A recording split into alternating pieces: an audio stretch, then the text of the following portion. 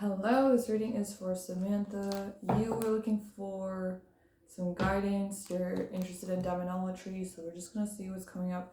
I'm kind of approaching this like a general spiritual reading, and we'll see what is needed to be known, and we're just gonna assess where you're at first. So I'm gonna start with some oracle and do that.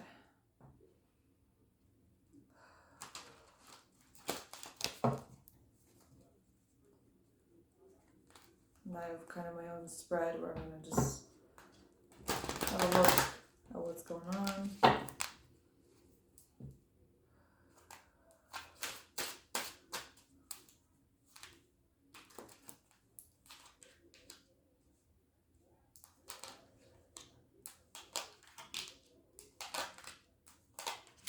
And I'm gonna grab some of this deck as well, because I like to layer my cards.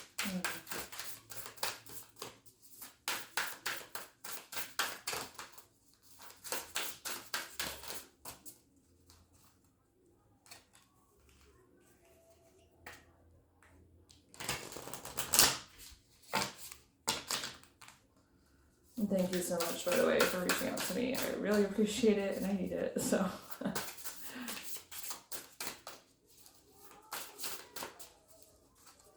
Alright, some guidance for you.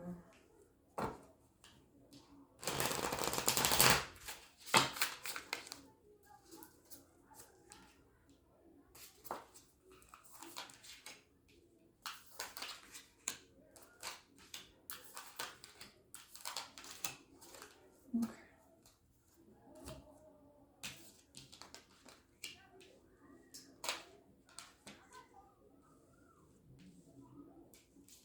Let's see how I can write. This is a very small table, and plan this out, so we're gonna move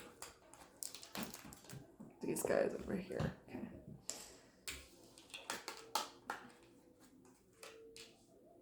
Okay, well, I'll just keep the reverse cards. They're not that big a deal. Alright.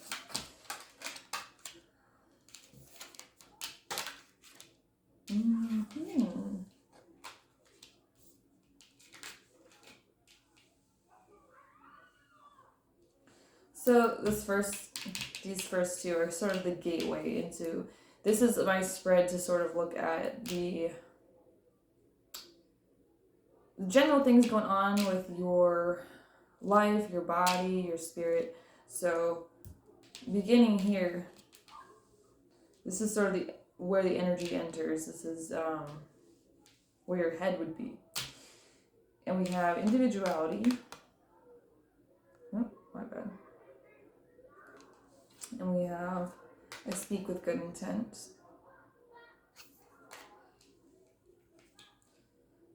I'm already picking up like you have a good sense of where you want to go or who you are. So that's good. You have a very solid sense of who you are. You're not really bothered by other people's judgments or assessments of you. You do hear them. Sometimes you take it into account if you feel it's constructive, but you don't let it get to you personally.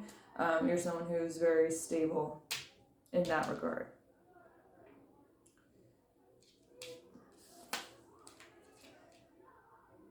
Here is, I guess I'll call it pride. And we have message. And we have, I hold purity and high esteem. It did come out reversed. That's interesting. I'm going to have to come back to that. Over here we have, this is your realm of like your sense of self. I know that's confusing with this, but High Priestess of Air. Over here, the way I can best describe this is like your vital energy. Sorry. So I'm sorry I didn't explain that. And then you also have, I care for the earth. It's in reverse. And then in your power, we have deceit, but in reverse. And we have, I keep my own counsel, and this also came out in reverse. And then in passion. This is sort of where the ultimate goal of everything, where it pushes that energy into the real world outside of yourself. We have strength, upright, and then we have I follow my inner guidance. So that's a good sign over here. So I know this is kind of weird for me to say, but just looking at beginning and ending with just this very general look at how you are right now. And I shouldn't say beginning and ending, but it's where your energy enters and when your energy leaves you. That's a better way of putting it. Both are really good. There's some things. This isn't bad. This isn't bad either, but there's a little bit of shadow over here. So I'm just going to talk. I'm not linear. You have to forgive me. I've discussed this.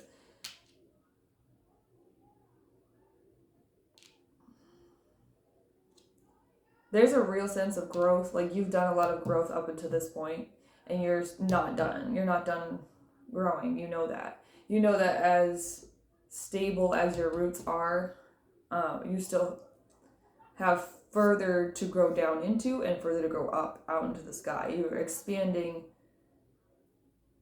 always. That's confirmed by this card. This card depicts this person, and there's a path laid out for them, but they're not paying any attention to that set path. They are looking off into the void, into the unknown. So you're someone I think is, and she's facing away from this tree. It's almost like you know when you're done with something and you're ready to do something new. That's a really good sign. That's something I would say is really, it's a really good quality to have when you're going to approach a path like demonology. Because, especially if you're going to approach like hermetic demonology, religious hermetic demonology that is very structured, it's good that you have a foundation and you're also willing to build whatever foundation necessary before you start thinking outside the box. You know, you're making sure you understand the rules before you break them, which is a really good sign. That's something a lot of people don't talk about on infernal paths and darker paths. Is like, we go, oh yeah, left-hand path, breaking the rules. But like, you have to understand the rules in order to break them properly and break them effectively. So, or bend them, or whatever, or work with them, or anything. So that's a really good quality for you to have. It's also really good that you're not fazed by, the word propaganda came to me, but like just the existing narratives, simply because they are narratives. You are someone who is discerning about what is and is not working for you. I'm drawn over here to your sense of self. You're someone who is very practical and you love new ideas. This card in reverse, though, is letting me know that sometimes that practicality, it's leading to a lot of self-analysis, which isn't bad, but when you get so critical of yourself, or you feel like, I don't get the sense that you compare yourself to other people. It's like you compare yourself to your past self, or what you think you should be doing, because you have this vision for where you want to take your ideas and where you want to direct. What am I trying to say? Where you're trying to go, or even sometimes literally physically travel, or maybe even astral travel. I just heard this card, because right here, like, I always think of the Empress with this card, but it's interesting because it has a sort of Gemini effect with these two figures, and then a rebirth, a death and rebirth happening here. So I'm seeing, like, it's almost like as you renew yourself, you sort of criticize yourself really heavily, and that's a big thing. I don't know if you're an air sign, but that's a big thing with the element of air and its shadow, is it can be really critical. Again, criticism's not bad. That's the reason you have grown so much and you understand where you want to go. But it's just just be gentle on yourself when you are looking back on the old things you did, or the old ways that you did things, because again, if you ever come to the infernal path, I don't know where you're coming from. I apologize. I just went into this kind of, I try to go into these things not knowing too much about the person, because I just want to, leave all my biases out of it. So I don't know what path you're coming to this from, but really, most of us come to the left-hand path from the right-hand path, or come to an infernal path from a non-infernal path.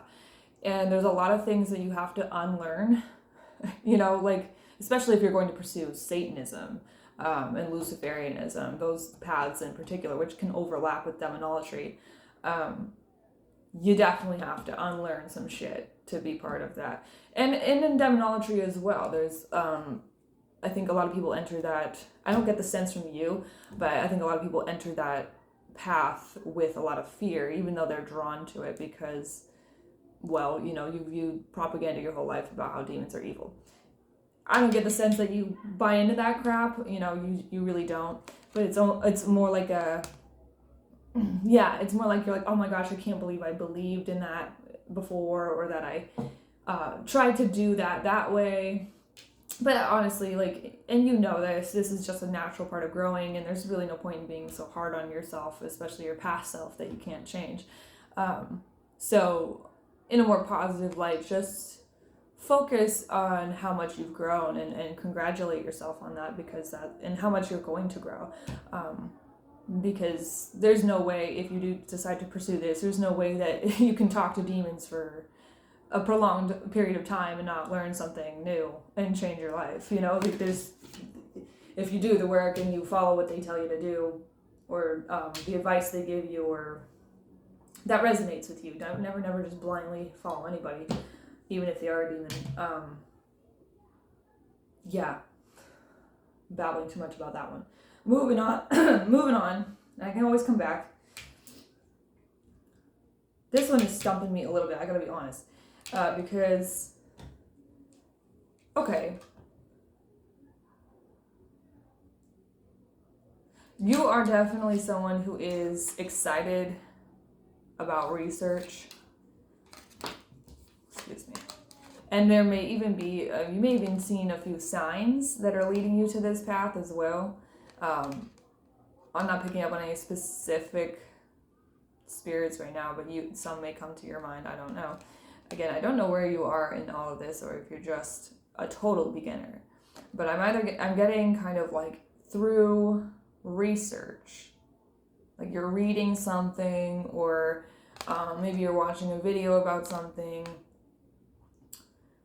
or you're just simply, exploring this topic, and then all of a sudden you'll have like little like epiphanies, where things, like, it feels like breadcrumbs being left for you, like you're following some signs to something. What's interesting about this card in reverse, this card reminds me of justice for some reason. Sometimes, it's almost like you are in disbelief that these things can be aligned this way. It's not about skepticism. It's almost like you feel you're wondering, do I need confirmation on this? Do I need someone with authority to verify this? Is this really how I should be experiencing this? It's not that you feel like you need approval. It's that because you're still learning about it, you don't feel like you know yet what is or isn't legit. Like you're questioning what does or doesn't work. Again, I feel like you are discerning, and this is hard, this is weird.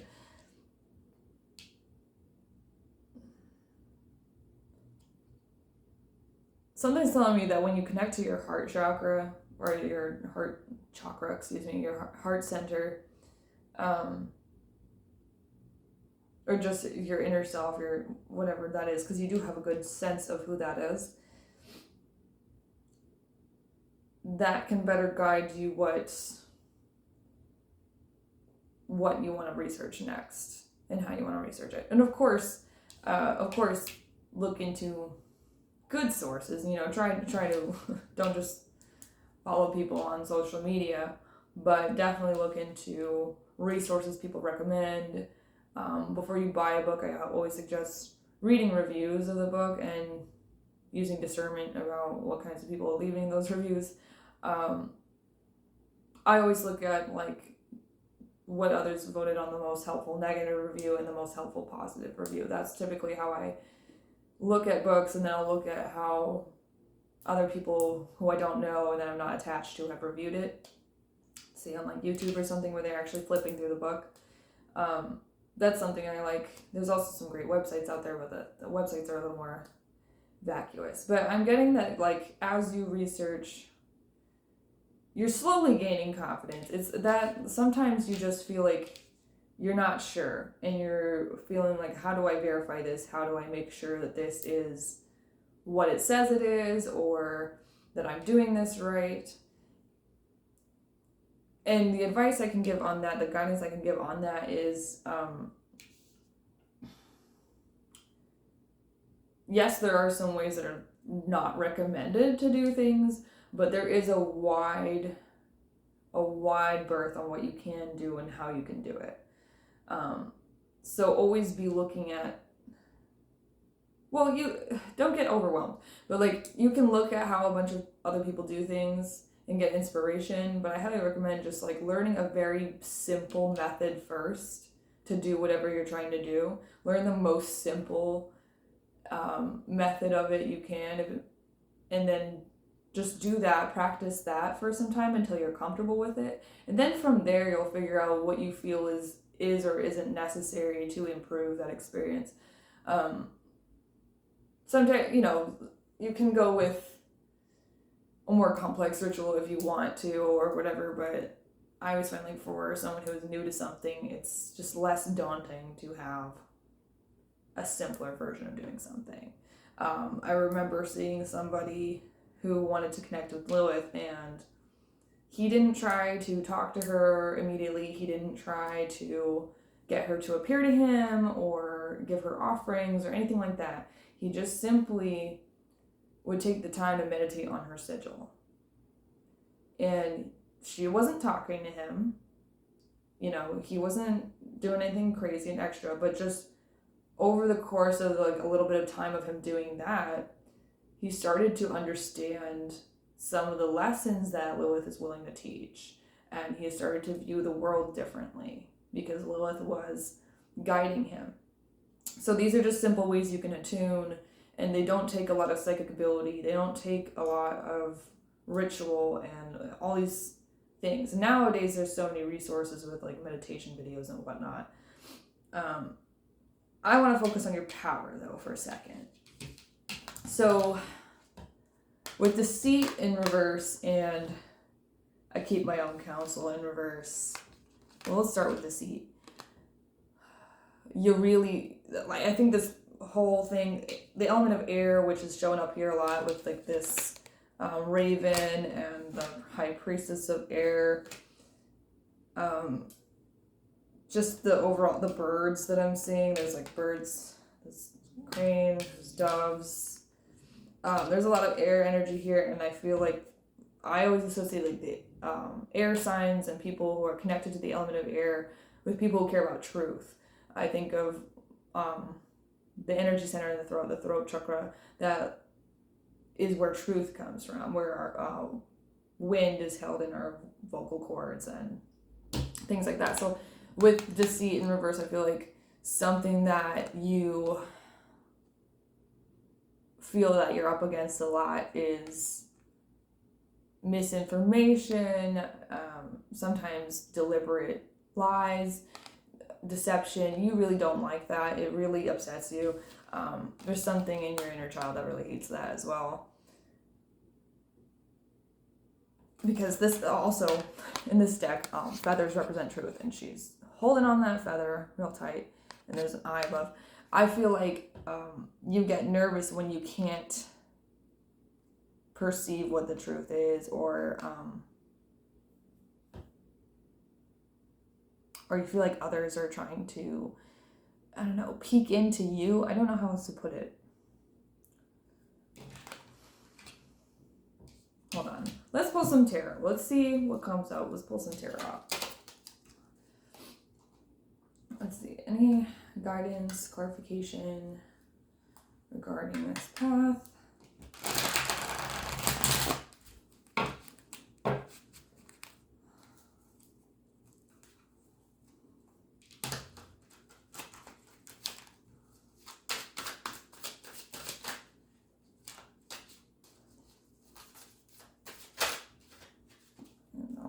Reacting to me, so I'm just going to start with 3 cards and see where we go.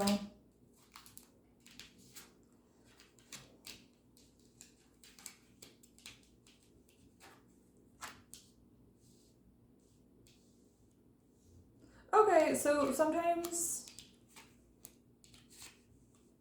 okay, that's interesting. Hold on.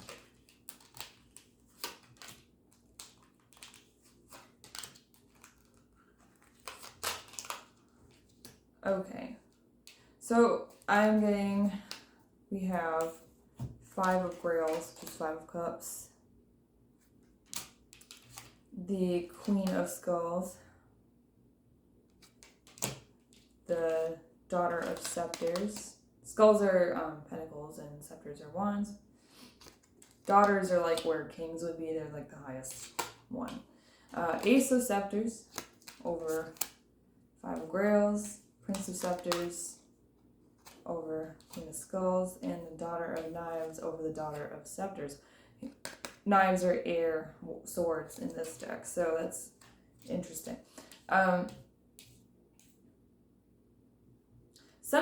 it looks like over here with the 5 of Grails and the Ace of Scepters that sometimes you are daunted by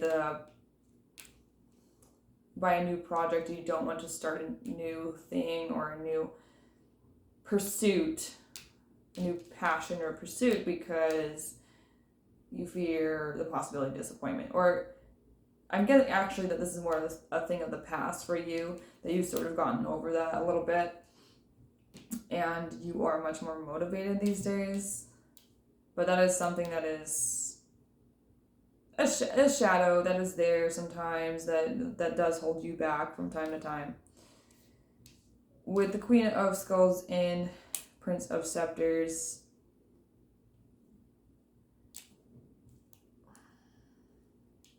I feel like the thing that's going to keep you motivated in, on your path, whatever that it becomes, whatever you decide that to be, what keeps you motivated is focusing on what you value. So why are you on a spiritual path in the first place? If you do pursue this, why do you want to do this? What value do you think it would bring to your life? What about it is attractive to you? And it's okay if it's something that you need. It's okay if it is something material. There's nothing wrong with that. I'm getting that part of it is possibly material. That's okay.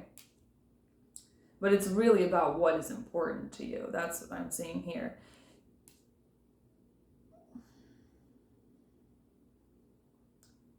I feel like the trick is here to get your thoughts and your actions to align, because we have scepters, which is fire, and we have knives, which is air. And there's a different kind of vibe between them. Like, I feel like air is not necessarily passive, but I feel like there's a little bit of a stagnation here, especially because she's in the kind of shadow part. And she is a little more dynamic, even though she's not necessarily going anywhere. She is looking around for where to go and where to direct her energy. So I just feel like this is a matter of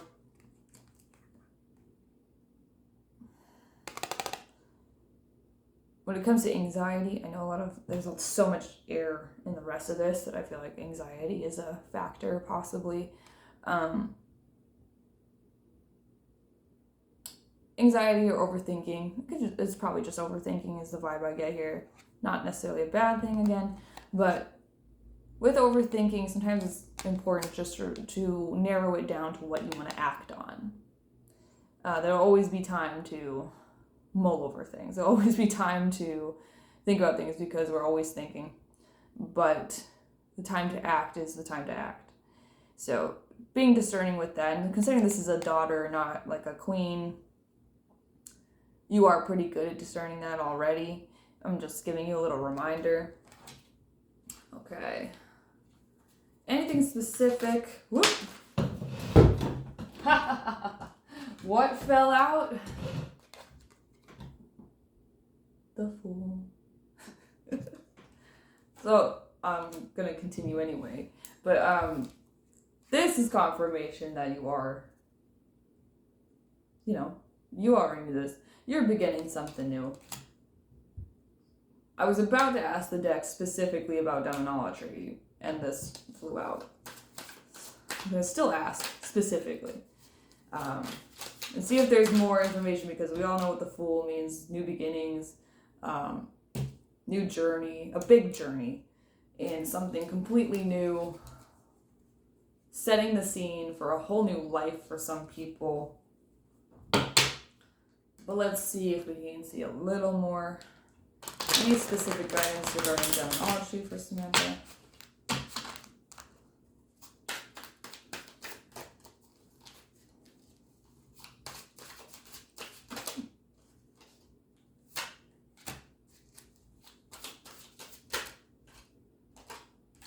Alright, we'll just start with those. We have 8 of Skulls, so the 8 of Pentacles.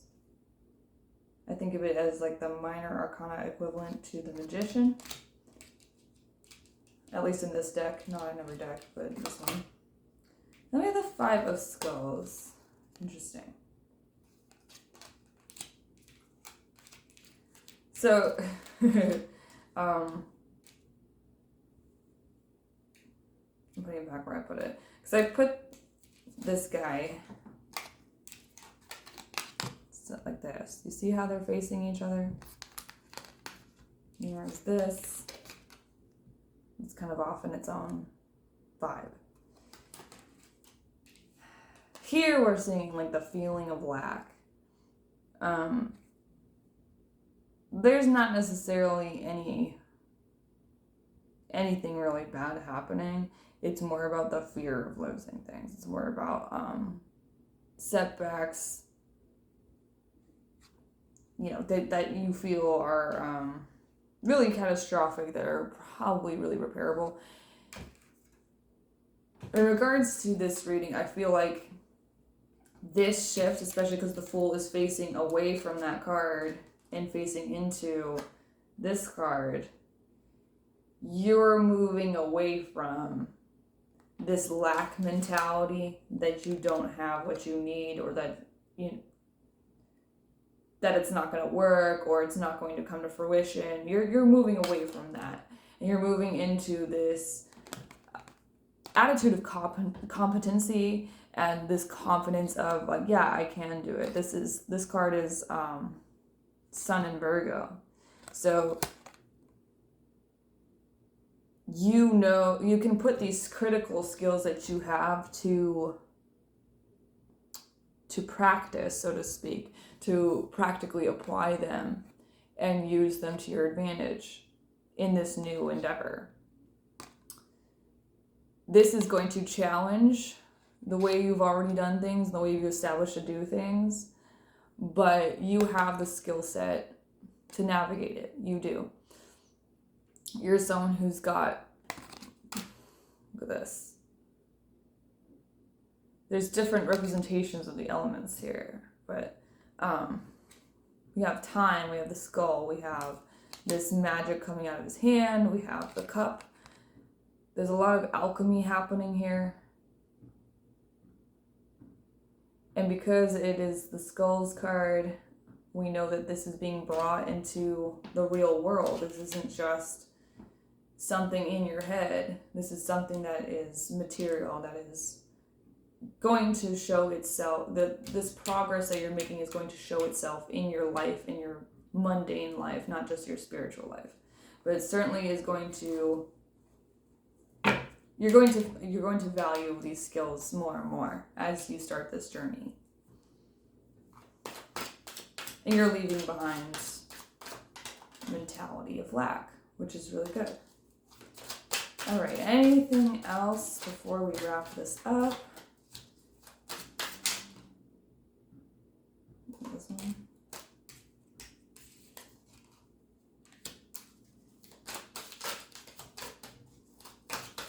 A little clarifier on that one, please.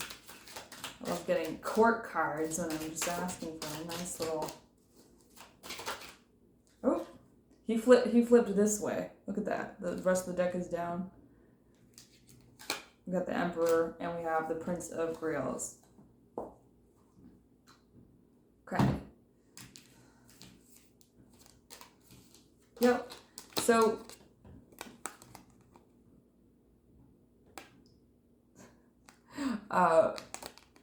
this is interesting because this card is really sensitive and this card is really tough. I don't know, like you can see even the color difference. Like, I'm feeling like this is about balancing intuition with practical knowledge, practical information, and application of that knowledge. So intuition's great and it can guide you, and you should definitely make space for it. But the real power comes into verifying that intuition, exploring it. Because even if we are off in how we interpret our intuition, that doesn't mean that we were completely wrong. It means that we just need to take the time to explore it. Just because you're skeptical of something doesn't mean you should lack curiosity about it. So I'm finding that, like, as you apply the knowledge you learn and the skills you acquire over here, and you start using them and seeing results, you're going to trust your intuition more. And your intuition and your practical knowledge are going to be better aligned with each other. But the real power is in verifying these intuitive messages, verifying them with research, practical knowledge, application, experimentation. Always explore. Like I always suggest after you do something to look at someone else's gnosis, not before, just so that you don't get someone else's psychology all in your head before you go meet a new spirit, for example. But it is nice retroactively, after you have made your own recordings, you have done your own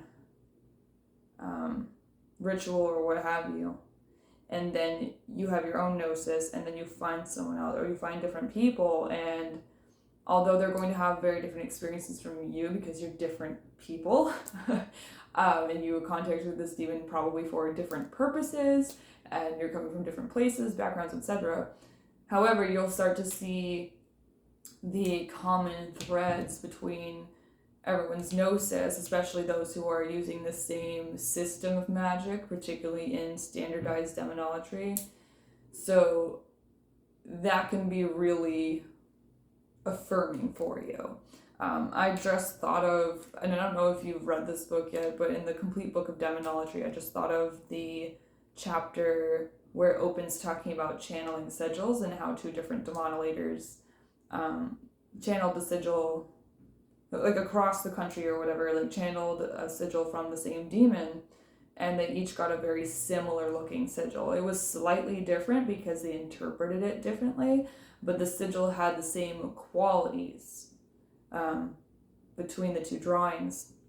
So it's things like that where you can't expect it to be a perfect fit because there is human error, but there's enough there that it gives some validity to your experience. And that's just going to happen more and more as you build experience and as you apply the knowledge you learn.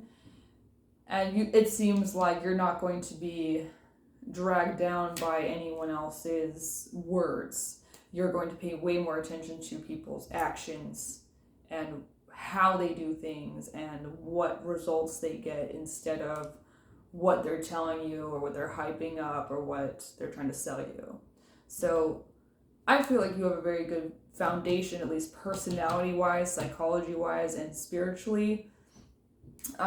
You're just in the phase where you are building more knowledge. And we're always doing that. Let's be real. We're always building more and more knowledge. So there's no shame in that. And there's no, like I'm someone with a lot of experience in various things, but I always feel like I feel weird calling myself any like fancy title that that implies my skill set. So I'm just someone that I just see myself like I'm a student of life, and I feel like you perceive that on this path anyway, in this context, you definitely perceive yourself as someone who's new and you're trying to hold space for how things are done. Like you're trying to respect how things are done, but also pave your own way. And I feel like you're already doing that. I feel like you are, or if you're not already doing that, you're figuring out how to do that as I'm speaking.